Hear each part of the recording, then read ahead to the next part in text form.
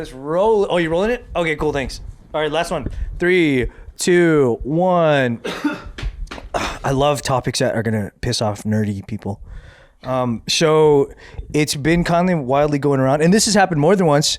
A student who, by all marks of academia, top of his class in every possible freaking way. Highest scores undeniably, probably among any other person that would submit an application to all of those prestigious universities, and still doesn't get in.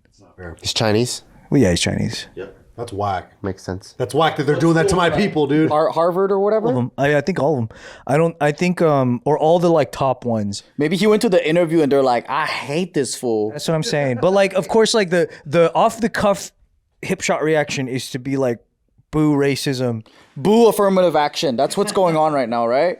It's like Asians don't get in for some reason, or like... Well, I mean, there's less spots for Asians that are eligible, that's for sure. Yeah, because they're trying to make it where it's like, here's all the spots for... here's like the score spots, and then here's like the affirmative action spots, and the score spots... There's already way too many fucking Asians that are scoring too high, so we maxed out. You're trying for diversity, you have to knock some Asians off. Yeah. You know what kind of sucks, though? You heard about the bamboo ceiling and stuff? So basically, like, Asians get hired, but, you know, and they do well, but they could only reach, like, kind of right before executives and stuff like that. Okay. And then there's a graph that kind of came out about how, like, you know, East Asians and Indians, and they do pretty well as far as like income earning, right? They do well in school. They go to these Ivy Leagues, and then they'll do well in terms of salary, right? But then, you know, we all know like executives and top dogs and owners, like they don't really draw a salary. Like Jeff Bezos makes 80 grand a year salary wise, right? Like when you make real money, when you make real calls and stuff, you're not at that level. And then they showed a graph of like all the different people that were becoming CEOs and stuff. And Asian men were like at the bottom. You had like white female at the top of the newest hirees of CEOs because they're doing the whole like trying to make it diverse. Are they counting Indian dudes as Asian? Indian dudes are up there, but it's East Asians that are down here. Okay. So like, cause when they did the specific, like what races are doing well. So it's like, I actually think Asians are getting the shit in this other stick because they play too much by the rules. They play too much by the rules, but also culturally, we don't have the traits of what it takes to be the CEO in America. Meaning like, you got to be really good at conversation. You got to be really good at debate. You got to be really like aggressive. You got to be like, the things that we're taught are virtuous in our culture doesn't work for leadership in America. That's true. Yeah. So then Asians will be really good like facilitators, right? Like you'll get to a certain point, you'll make a high income, but you'll never be the owner and you'll never be the CEO because you're not savage enough. Basically, or you're not cavalier enough, you're not loud enough, you're not good at debating. Also, you need to have a lot of empathy too. Like we're pretty kind of like stick to yourself and handle your own bullshit and don't bother others or like whatever, you don't. And then to make a good leader in the West, you need to have strong empathy to like be able to sort out your employees and shit. So I think also in the college level, like in this situation where like, let's say you got the best marks that you could possibly get, and you know you got better marks than some other Asian guys who did get into the colleges, and you still don't get in. Yeah. And there's like a mass outrage in your behalf because you should deserve it. Yet, I think a lot of people don't, maybe they've never been to college, they don't fucking know this. But like, whatever impression you make as a character to the person that you're interviewing with, that kind of seals the deal for you right there. That's the technicality they're getting a lot of people on, meaning like, let's say there is an overwhelming amount of applications coming from Asians, right? So they gotta control the herd somehow, and the way they're weeding it out is they're saying like, oh, you don't really like you don't have a whole, you don't have personality. Yeah. So but then that's a stereotype too. Like a lot of Asians have fucking like personality, charisma, and social skills, right? Yeah. But you know, the what they're saying is, oh, they're just focused too much on schoolwork. They don't have anything else going for them. Yeah, that's the thing that I'm seeing a lot too, is that it is like, yeah, it's metrics and it's numbers, but then maybe like you're saying, maybe the personality's not there. You're not well-rounded enough. Yeah. Or the things you've done for your community are not there. You know what Chinese people are going to start doing though? What? For Asian people that can't get in, they're going to start hiring personality coaches. They're going to have. You're right. Style. Like I feel like they're going to get. Yeah, they're going to get tutoring for that, and then now what are they going to say? Well, because that's the thing. It is important, but we all know that. I guess like in Asian parenting, they don't put that they don't put it forward. No. It's more like just prove yourself with your results. But then they don't understand how much being a fucking Van Wilder type of dude could help you out in some cases when you're dealing in interpersonal communication, which I think is in some ways even greater of an asset. Yeah. But I think it's because the corporate style in Asia is so different, where like there's not much debate. There's not much discussion. There's like a top-down authoritative leadership system. Yeah. And then over years and like being loyal, you move up the ranks. Yeah. So like the way their companies work is like you try to be, I don't know if it's really merit-based because everyone does have some form of nepotism, but they focus more on the task than the social aspect of it. Right. Where like, I think in the States, like everyone's throwing their opinion and like trying to get the vote to and then sway people, right? Like that's their style. And then I don't think Asians are good at that. Right. They would rather just read the metrics and go, that's a better decision. Yeah, I think the discussion style is different. Like everyone takes their turn. They don't cut each other off. Like it's different from like Western style. Like if you think about, I think the people that do it the best is probably a Jewish community where they're so good at a very young age to debate. It's in the culture to debate and have discussions and then argue for and against, right? Whereas like you don't do that in an Asian household. You don't have discuss. No, like you just shut the fuck up and listen to dad. Yeah. And then you speak when you're like allowed to and you wait your turn. Yeah. So like I think they just sharpened that tool very, very early on. And so because of that, they know how to navigate way better in a leadership role. In your opinion, would you say that like, let's say that you're, a highly established historical university like Yale, right? And so like every student that you let into your campus is going to represent Yale. They're going to go off after they graduate, represent Yale.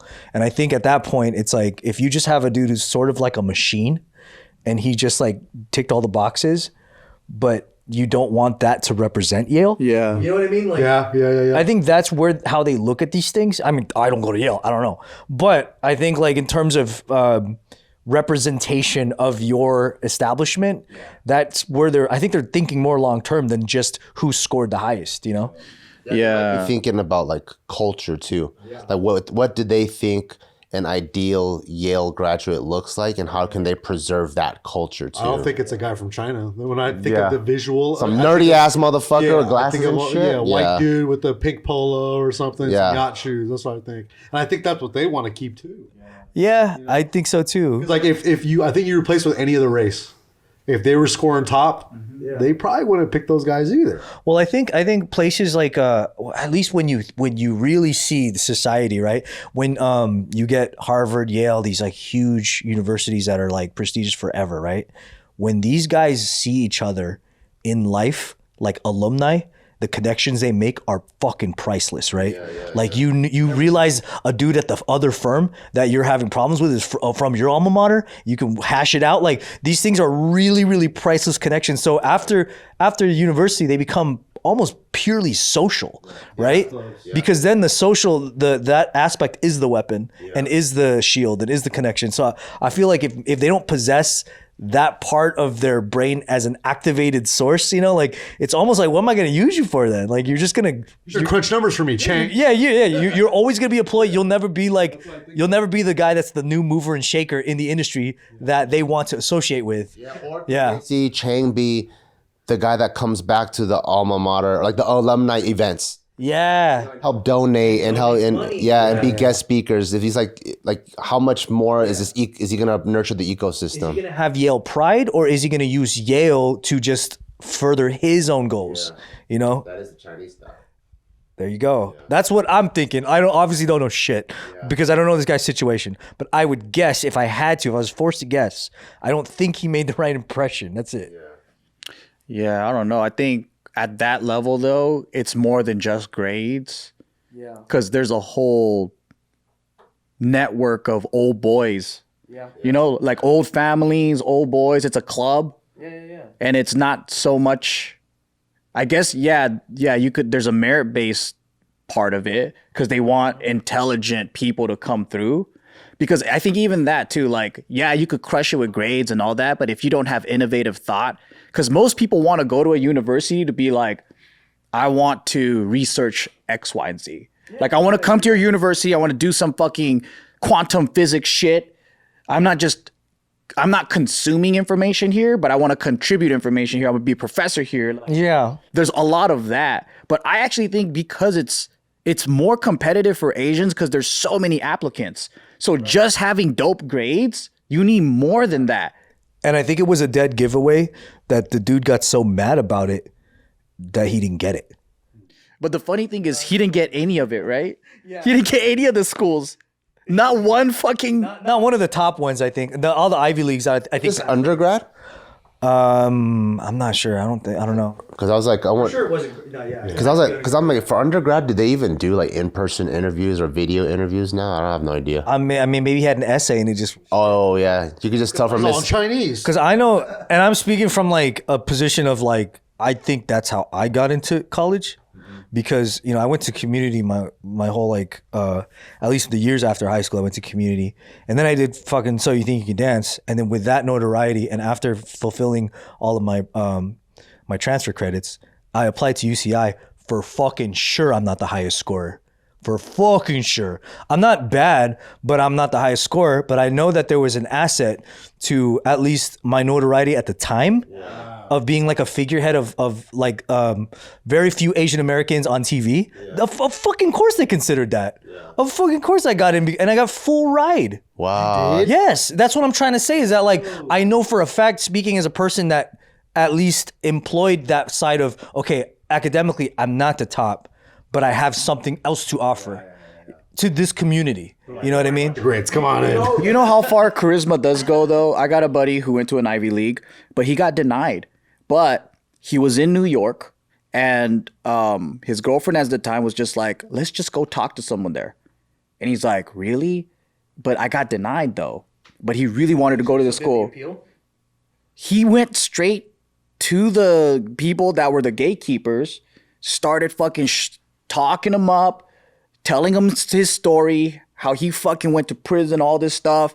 And then like, he got accepted, dude. They made space for him. He reversed the fucking verdict though? He's Asian too. So that's how far you can go with basically charisma and convincing and social skills. I believe it. Like, if you're sitting there stewing because you got denied, it's like, well, hey, dude, I know someone that didn't really make it, but he got in. I mean, that's a fucking really hard thing to do. Yeah. But I mean, that's obviously my example's at a fucking 0.001% of this kid. But it's possible for sure.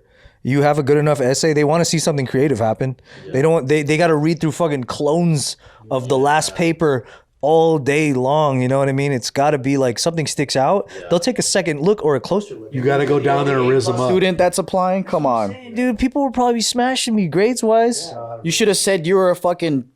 You grew up in a brothel. Yeah, that's good. That's a good backstory. Yeah, the sob stories definitely go a long way. But that's what I mean is that this kid or whatever that he's pissed off about it, he didn't have to mean it. He could have just like you said, taken the Kumon charm school and figured out the right ways to say, the right ways to interview, which in itself is a skill, right? Yeah. For sure. Yeah. Especially against the high performers, it's probably less likely for a candidate to have that skill set. Probably not racism every time.